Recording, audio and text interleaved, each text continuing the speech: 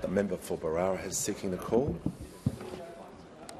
So much of the standing and sessional orders be suspended as would prevent the member for Barara from moving the following motion immediately. That the House 1 notes that the Royal Commission into Anti-Semitism and Social Cohesion was established following the Bondi terrorist attack, which was the inevitable result of an unprecedented rise in anti-Semitism in Australia. B, that the Royal Commission was supported by the Jewish community and prominent Australians from all walks of life to provide for a full and forensic examination of anti-Semitism that led up to that attack. C, that the Albanese government was initially opposed to the Royal Commission but relented after public pressure. D, that the Albanese government determined both the Royal Commission's terms of reference and the timetable within which it must complete its work. E, that timetable has imposed severe constraints on the Commission's capacity to investigate the causes, perpetrators and enablers of anti-Semitism in Australia. F, many significant Australian voices have been left unheard and critical players not put on the stand, including 1. Senior figures from Australia's arts and cultural institutions. 2. University leaders who were in leadership positions during key periods. 3. Organisers of anti-Semitic protests and other activists and social agitators. 4. Representatives of the Australian Human Rights Commission. 5. Senior public servants and Commonwealth ministers, and 6 other prominent Australians. G. Australians are entitled to know how anti-Semitism spiralled so badly, who was responsible and what must change to ensure it can never happen again. And H, a Royal Commission cannot fully answer those questions if key people are never required to account for their actions. 2, is concerned that the Royal Commission is not set up to deal adequately with those who mask anti-Semitism as anti-Zionism. 3, calls on the government to immediately extend the Royal Commission's reporting date to allow the Commission to hear and test evidence from key witnesses and properly investigate the individuals and institutions responsible. And 4, calls on the Prime Minister and his ministers to keep faith with Australia's Jewish community by appearing before the Royal Commission and accounting for the decisions of the Albanese government on anti-Semitism in the years leading up to Bondi. Mr Speaker, I note today the presence in the chamber of representatives of the Australasian Union of Jewish Students and in the building today of Shana Gutnick, the daughter of Reuven Morrison, who was murdered on that day in Bondi. This week is the final sitting week of the Royal Commission on Anti-Semitism and Social Cohesion. The Royal Commission is for many Australians the only chance we will have as a nation to properly expose and address the anti-Semitism that has become so prevalent in this country and which diminishes us all. But it is a Royal Commission that finishes in a matter of days, and as it stands, it is a Royal Commission with unfinished business. The window to debate this issue is closing. These issues deserve to be heard, and urgently.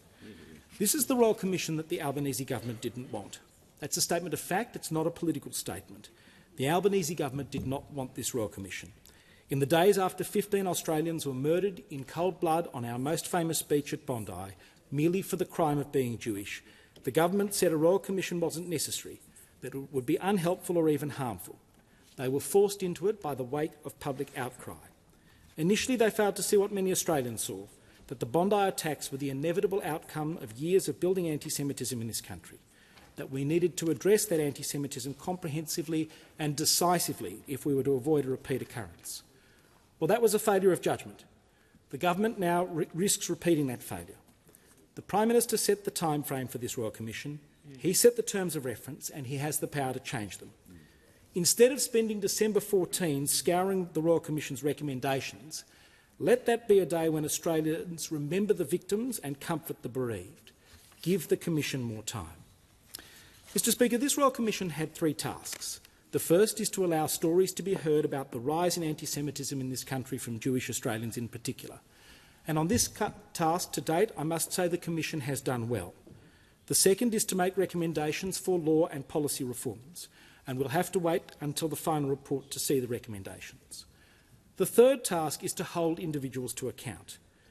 Being held to account, being accountable, means being in a position when you are asked questions about your decisions and actions and required to answer them. And this critical third task is where the Commission has more work to do. In the Child Abuse Royal Commission, we saw bishops and religious leaders long retired rightfully brought out of nursing homes to account for their conduct just as they should have been. But that has not happened here. And so today we say to the Prime Minister, give the Royal Commission more time. If leaders and decision-makers are not held to account by the Royal Commission, the anti-Semitism that has run rampant in our institutions will only continue, because the risk is, rather than rooting out anti-Semitism, we send a very different message.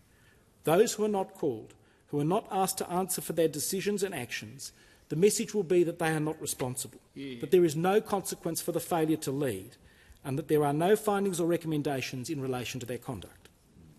A few days ago, the former Federal Court Judge and Royal Commissioner Ron Sackville said that one of the reasons the Commission exists and has such formidable powers is to vindicate the experience of the targets of vile anti-Semitism, to pierce the veil of secrecy behind which many perpetrators operate, to hold at least some of those perpetrators accountable for their despicable conduct, and reveal to the wider Australian community the kind of people who are prepared to act in this hateful way. The powers of a Royal Commission exist for a reason. They should be used. But the list of witnesses who has not appeared is long. First, in the arts institutions and the cultural sector, the sector that doxed and deplatformed Jews. Clementine Ford, Matt Chun, John Menadue and so many others, why aren't they asked about their public contributions? Wesley Enoch and Adrian Collette, the Chair and CEO of Creative Australia, why weren't they asked about their decisions to make grant after artistic grant of taxpayers' money with a clear preference for artists who propagate an anti-Israel, anti-Jewish message? Sunlight is the best disinfectant. Second, the universities, and the House has heard me on the universities many times. In the universities, Jewish students were targeted relentlessly over the years, spat on, harassed, targeted, excluded, occasionally assaulted. Jewish staff had their offices urinated on. Jews on campuses were targeted by protests and activism, week after week of encampments. Why haven't we heard from all the key vice-chancellors who were in positions of power at the time?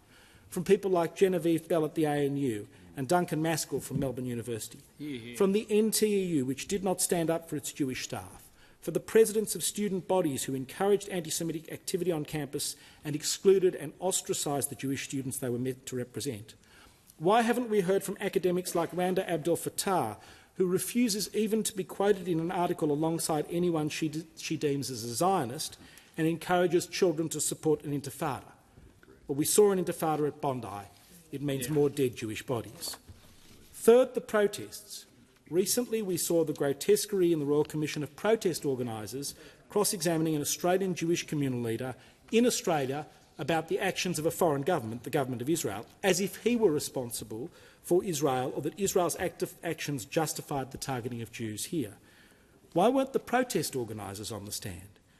The organisers of the Land Forces protests, where so many were attacked, the neo-Nazi protests in Melbourne, Wissam Haddad, Sheikh Ibrahim Dawood, who was elated by the murder, rape and torture of Jews on October 7 and immediately set about whipping up hatred of Jews here in Australia.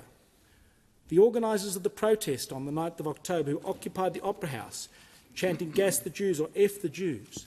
People like Josh Lees and Bassem Mashni, Jenny Leong, Senator Fariki, the executive of APAN and all those who organised and supported the weekly protests in Sydney and Melbourne and in our other city centres.